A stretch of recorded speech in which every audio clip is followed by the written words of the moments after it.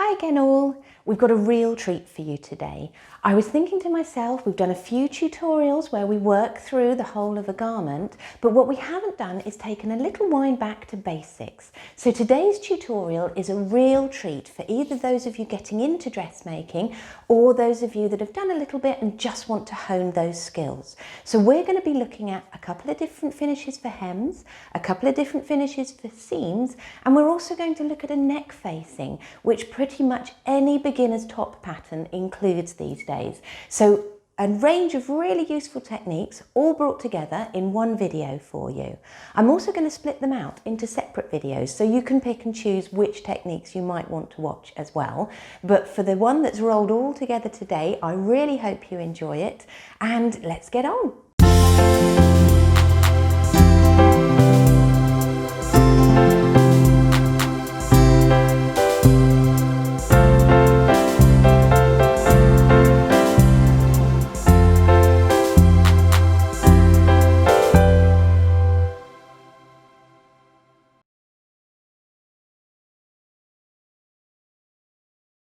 So here we are looking at seams. I'm going to run you through three different kinds of seams now.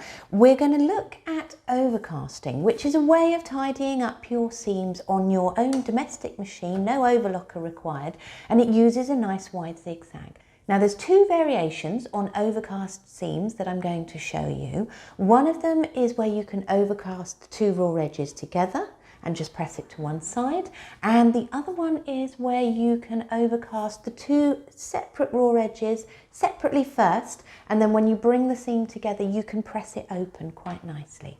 So we'll start with the overcast seam that's going to be brought together, and I'm going to just take some plain white fabric and I'm going to work in a nice bright cotton so that you can see what I'm doing all along. I'm going to lay the two pieces of fabric right sides together, and I'm going to take them under the machine and just sew my normal seam. So normal seam allowance, 1.5 centimetres all the way along. Little reverse at start and finish, might as well treat this like the real thing. Once that's sewn, we're going to take the two raw edges that are together at the moment, we're going to trim them down to about half the size of the seam allowance. So if you've used a 1.5 seam allowance, you want to trim them down to about 0.75, 0.5 of a centimetre all the way along. So you've got a lovely fresh raw edge to overcast. Once you've trimmed that down, take it back underneath the machine and you're going to line up the edge of the fabric right in the very centre of the presser foot. You want a nice wide zigzag, so you want to set it onto a zigzag stitch and you want it towards like 4-5 in width and a normal stitch length, so 2.5 in length.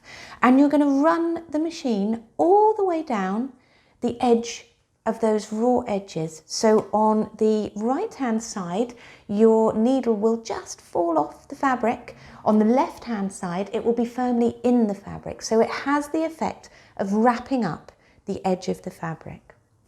Once you've sewn that all the way along, you can then open out your two layers of fabric and you can press that seam over to one side, and that's your seam all nicely together. So you've got the strength of the straight stitches, you've got the tidying up of the zigzag stitches, and you've got a really nice strong seam there.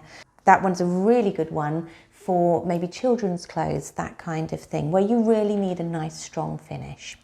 The next one I'm going to show you is an overcast seam where you can actually press the two layers open. Now for things like skirts, anywhere the seam would need to lie beautifully flat, this one's the better one to use. So you can press the seam open, you don't have to press both the seam allowances in the same direction. It starts in a slightly different way. What you want to do is actually overcast your raw edges before you bring the seam together. So again, you're going to set your machine to a nice wide zigzag, and before you've brought the seam together, you're going to overcast the raw edge by placing it in the centre of the presser foot and then running all the way through, overcasting that raw edge individually. Do that for both of the raw edges you're going to then be bringing together. Then lay your fabric right sides together and take it back under the machine, change back to your straight stitch, and then sew your seam as usual. Remember, we haven't cut away any seam allowance on this one, so you can sew your seam at 1.5 centimeters all the way down. And once that's sewn, you can then take the 2 layers of fabric, lay them out, open the seam nice and flat, and give that a good press with the iron all the way across.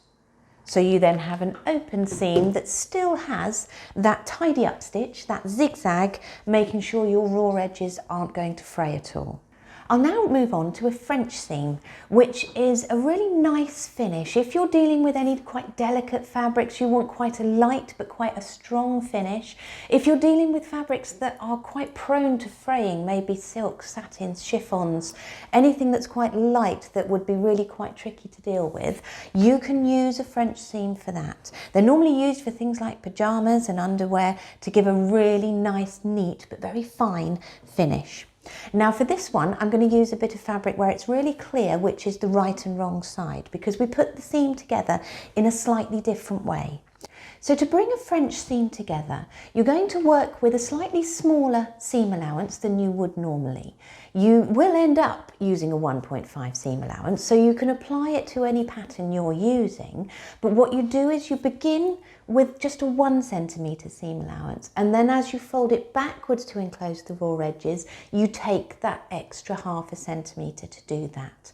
I'll talk you through it now, because a French seam is brought together ever so slightly differently to a normal seam.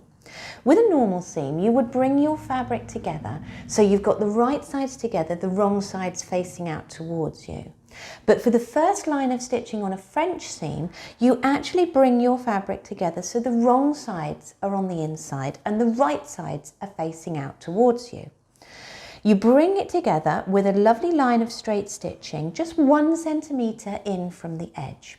So I'll pop it under the machine and I'll run that through now, sewing my seam as normal, but it's a 1 centimetre seam allowance instead of 1.5. Once that's sewn, you then take your scissors and you trim down that 1 centimetre seam allowance to just under 0.5 centimetre. So you're really taking it down quite small. Once that's trimmed all the way along, you're then going to fold your fabric back so that it now is right sides facing together as you would normally sew a seam. What you then want to do is just very carefully make sure that that seam is rolled out as far as it can go. So use the tips of your fingers and your thumbs to roll that seam out so you can really see that the original line of stitching is right at the very edge of the folded fabric. Once you've managed to do that, and you can give it a press to help it if you want to, we're going to stitch it again at 0.5 centimetre seam allowance. So you're just going outside those raw edges that are now going to be enclosed inside the seam. Once you've sewn all the way along at 0.5 centimetre in from the edge, you can then open out your seam and you'll see that you have a lovely normal looking seam from the outside, and then when you look on the inside you have a second little row of stitching that is enclosing all of those raw edges away, and that's the beauty of a French seam, no raw edges on site at all. Another lovely press and your French seam is then finished. So that's 3 seams we've been through. We've been through an overcast seam where the edges have been overcast together and pressed to one side. We've been through an overcast seam where the overcasting is done first so that the seam can be sewn and the seam allowances can be pressed open for a slightly lighter, less strong finish. And we've been through a French seam, which encloses all the raw edges nice and neatly on the inside, but is still quite a fine and delicate finish for your garments. So there's 3 seams all covered. Do some little samples at home, have a little practice, and just perfect them before you move on to the real thing.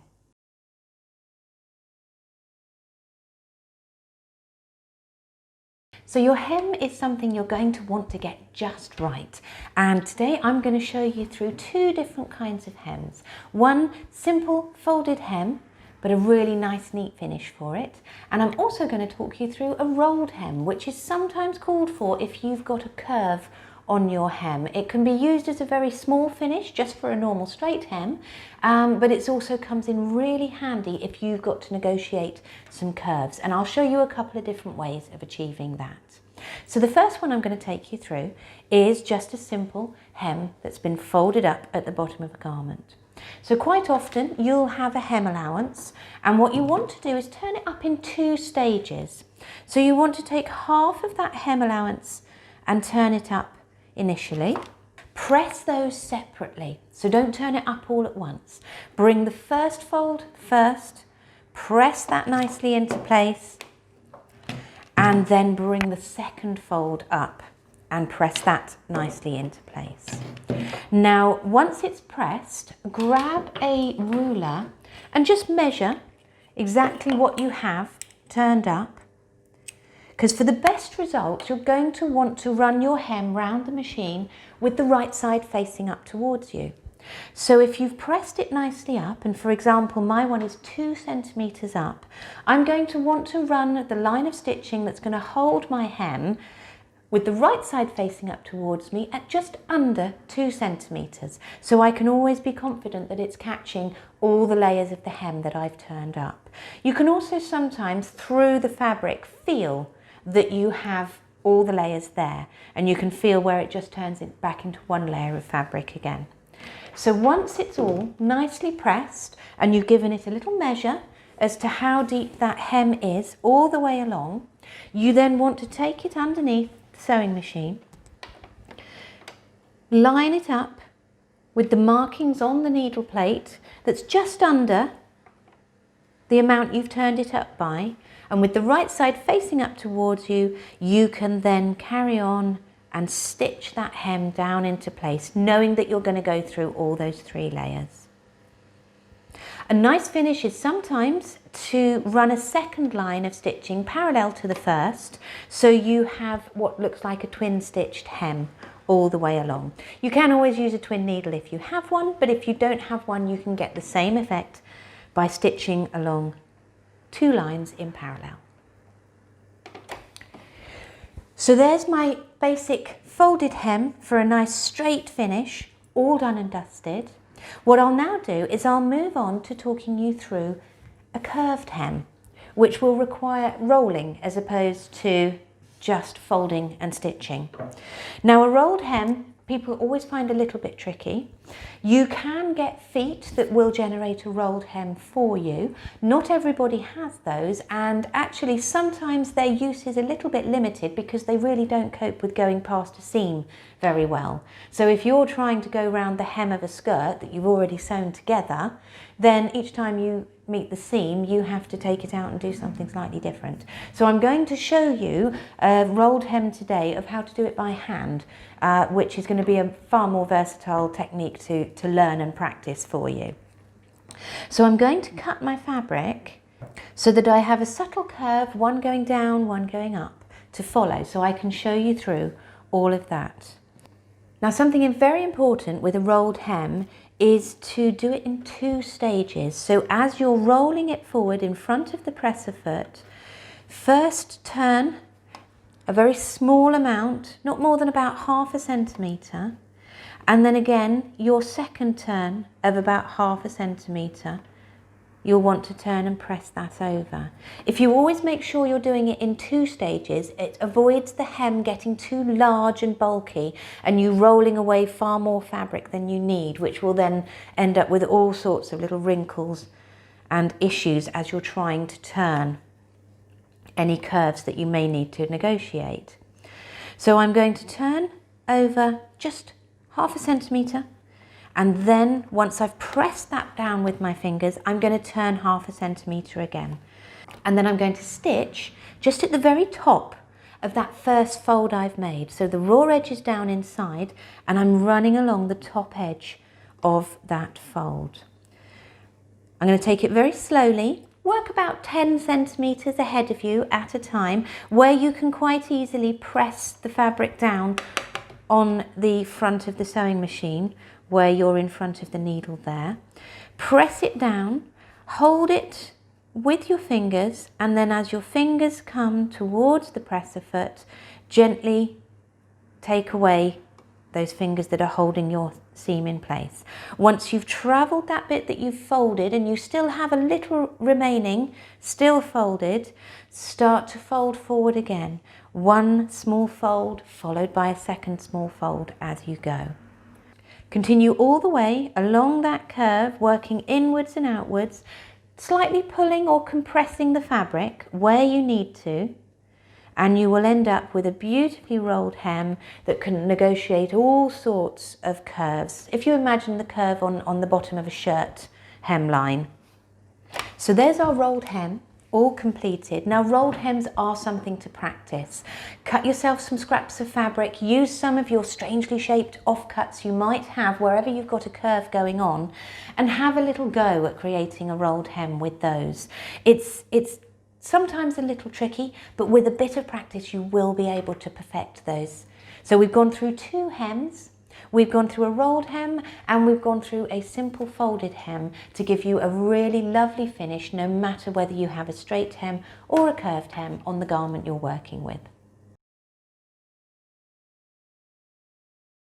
So neckline facings. Most commercial patterns for a simple top or a shift dress, anything like that for the upper body, you're going to encounter a neckline facing. And if you put it in perfectly, then it'll be fantastic. If it's got a bit wobbly in the process, then it could break that item you're making. So I'm going to take you through today how to get it absolutely perfect. What I've done is I've cut out what you can imagine is either the top section of a shift dress or the part of a cotton top or even a dress for a little girl. So I've cut the front and back sections of those just as an example, and you could do it like that at home as well. What I've also done is I've cut out the matching facing. So what I've done is created a facing that is exactly the same size as the neckline. Of course, if you have a pattern, you'll cut the facing the same size as the neckline you're cutting. So we're going to go through and begin by joining the shoulder seams. So I have these right sides together. I'm going to place some pins in at the shoulder seams, and in parallel to that I'm also going to pin and stitch my facing. So I've just pinned the shoulders and I'm going to now pin the facing ends together as well. So I'll bring those together at the same time with a nice straight stitch. Now this is where seam allowances come in really important as well. When you're sewing your facing and your neckline, what you want to do is make sure you are sticking to that 1.5 seam allowance all the way through.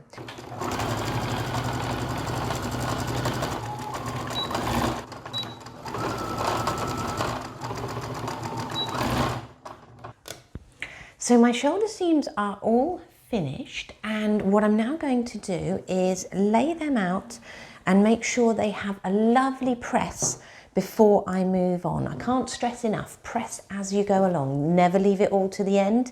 You'll have parts that you just can't get to and they'll never quite lie flat if you haven't pressed things as you go along. So the shoulder seams are going to get a lovely press. I'm also going to take the little facing I've created, and that's going to get a lovely press too. So all those seams are nice and open and flat.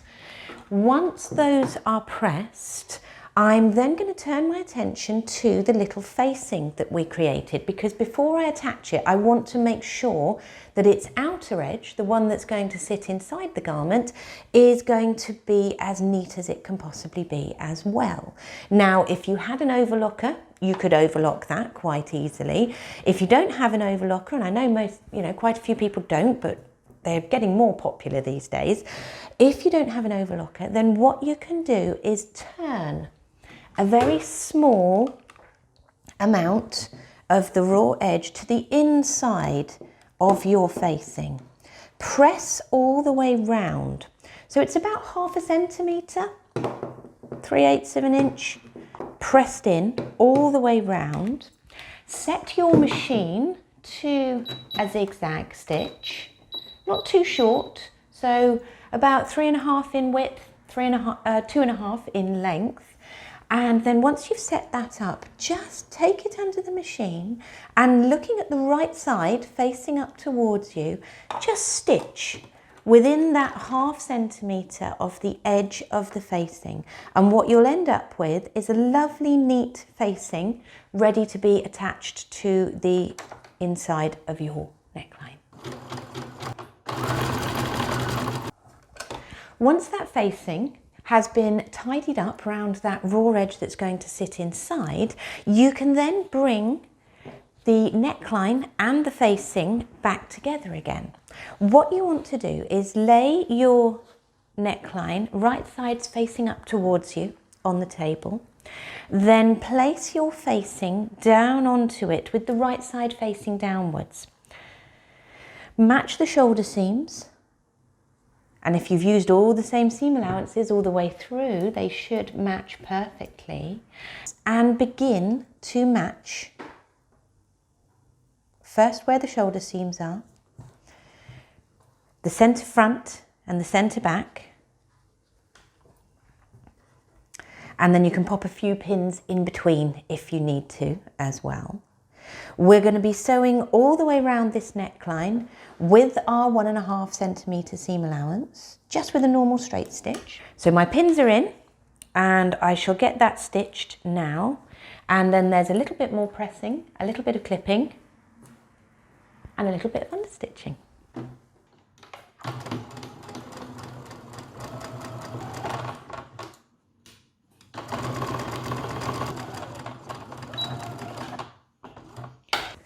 There's my neckline sewn, and what I now need to do is I shall lay it out, and I'm going to get my iron and I'm going to press just the facing up towards the top of the garment. So I'm going to go all the way around that neckline, pressing the facing upwards to make sure it's ready to turn inside nicely once it's been understitched. Once that's pressed all the way round, what I also want to do is clip the inside edge of my seam allowance. Just little triangles, they don't have to be perfect or especially neat because they won't be seen once this neckline is all turned in.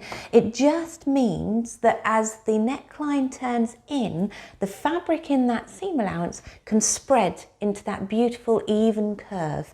If you forget to do this, that's when you see necklines starting to push out and not sit nice and flat, or even start to pull and pucker where you've tried to stitch them down or press them into place. So these little notches are really important all the way round before you then push your facing all the way up. And what we're going to do is round the edge of the facing just on the inside of the seam, you're going to pop a line of straight stitch that holds through the seam allowance and the facing but doesn't catch the main part of the top at all.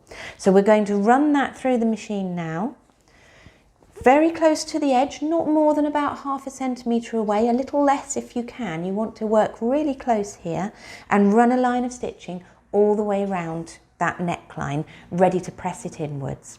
Start a little way from the edge. You don't want to start right at the very edge because we've got a little bit of neatening to do on the outside edge as well. So start just a little way in from the edge, about 2 or 3 centimetres, 1.5 inches, that's all. And we'll run round that now and see what it looks like when we press it all inwards.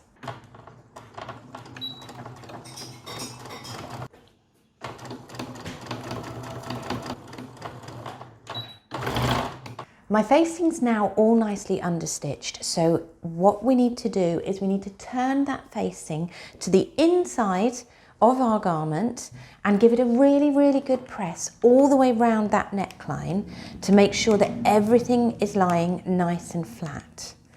Now, being a facing and not a full lining, it will need a little bit of help to stay nice and neatly down inside your garment. So we're going to do a couple of little what's called stab stitches. Now a stab stitch is where you use a thread that exactly matches the garment you're working on. You take one small stitch through the fabric and then straight back in again, just a couple of threads away from where you came through in the first place. So it's a very, very tiny stitch that goes straight up and then straight down again, hence being called a stab stitch. Now I would normally put a few of those round a facing like this.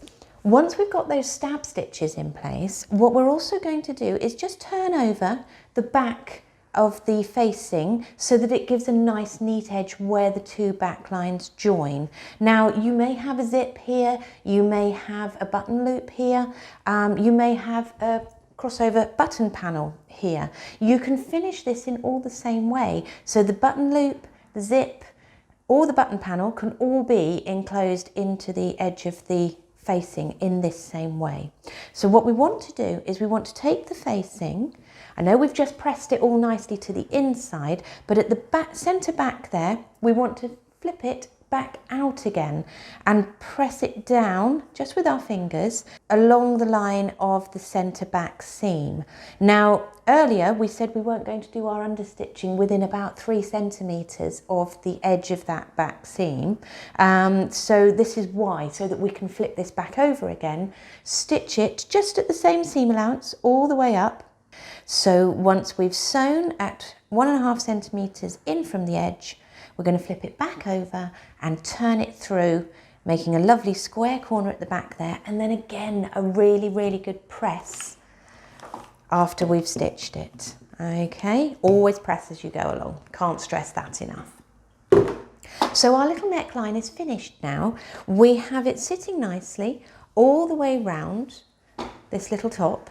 It's understitched and it's been stab stitched, so it's going to stay down and stay nice and neat all the time this garment's being worn. Well done, there's your neckline. So there we go. We have been through rolled hems, turned hems, overcast seams, French seams, and we've put in a beautiful neck facing, understitched and beautifully finished at the back. Well done all. Use this video to run those little samples, repeat them and get them perfect, and they'll really, really bring your dressmaking forward. Whether you're a seasoned pro or whether you're just getting into it all of these little techniques are going to be really useful for you. I really hope you've enjoyed today. I've definitely enjoyed myself taking you through them all, and I'll see you again next time. Bye.